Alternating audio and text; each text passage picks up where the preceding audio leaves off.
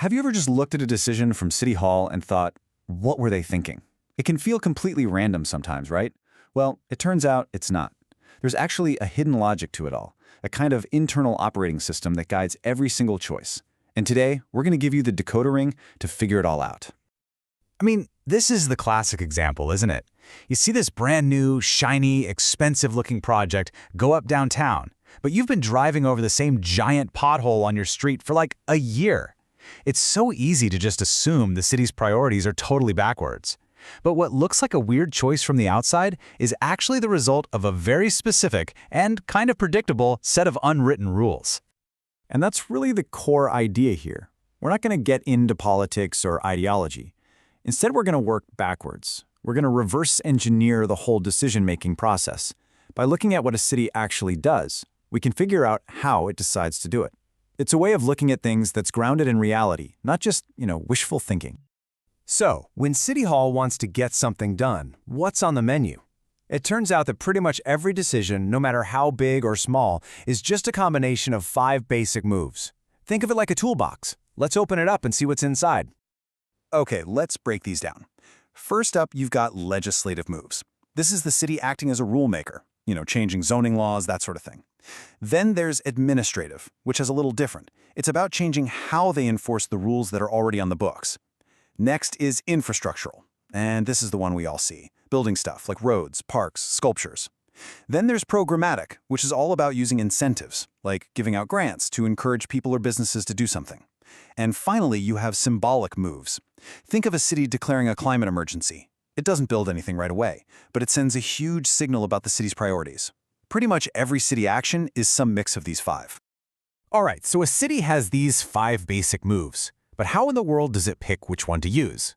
Well, an idea for a new policy doesn't just happen. It has to go through this invisible, internal filter first. It's like a series of tests that decides if an idea is seen as a good one, a reasonable one, or just way too risky to even touch. And here it is. This is that filter.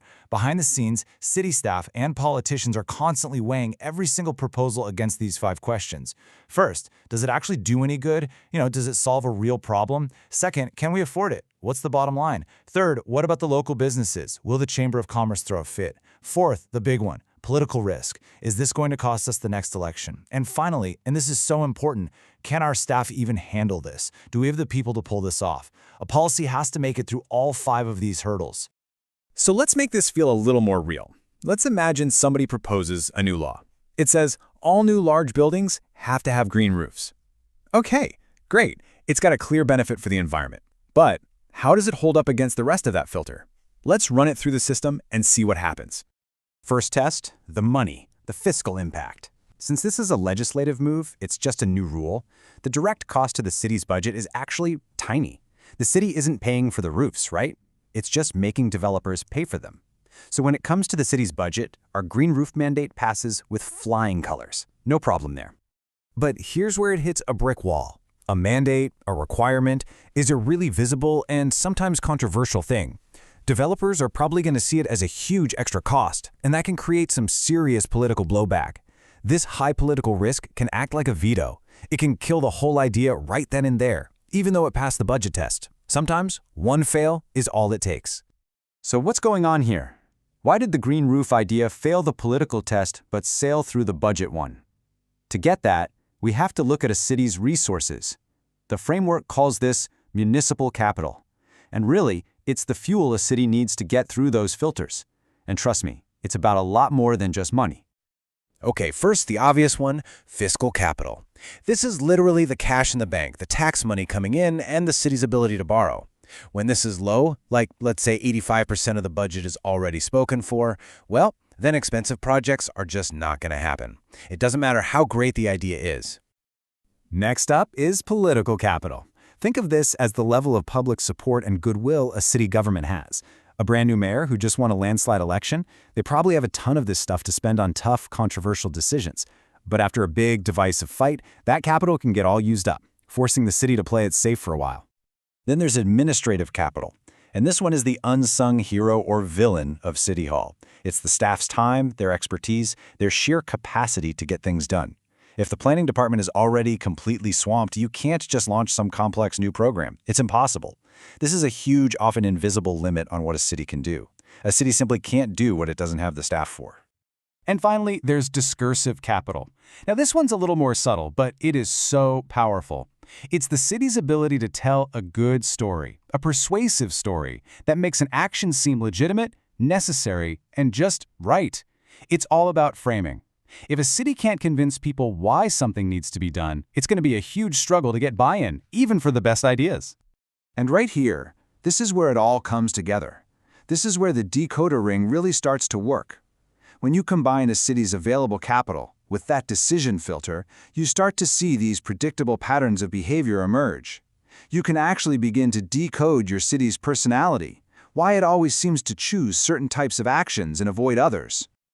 This helps us see 3 common city personalities. For instance, a city that's strapped for cash but has a lot of political support might become an orders over money kind of place.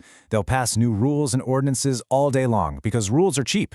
Or what about a city that has some grant money to spend but is terrified of controversy?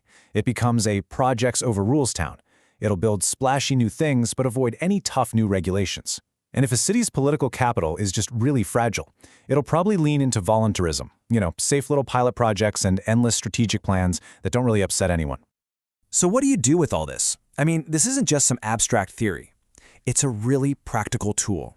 It gives you, as a citizen, an advocate, whatever, a way to engage with your city that is so much more effective. Yeah, instead of just showing up and demanding what you want, you can actually diagnose your city's constraints first.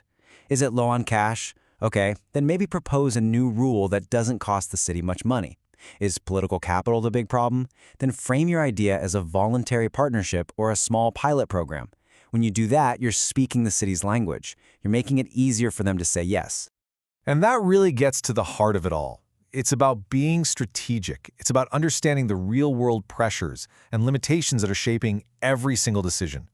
By seeing that institutional reality for what it is, you can move past just wishing for a better policy and actually start building a strategy to make it happen. So that leaves us with one last question for you to think about. Now that you have the decoder ring, take a hard look at your own town or city. Based on the decisions it makes, the projects it funds, the rules it passes, and the stuff it avoids, what's its personality? Is it an orders over money city, a project over rules one, and the most important part is, why? The answer to that question tells you pretty much everything you need to know about how your city really works.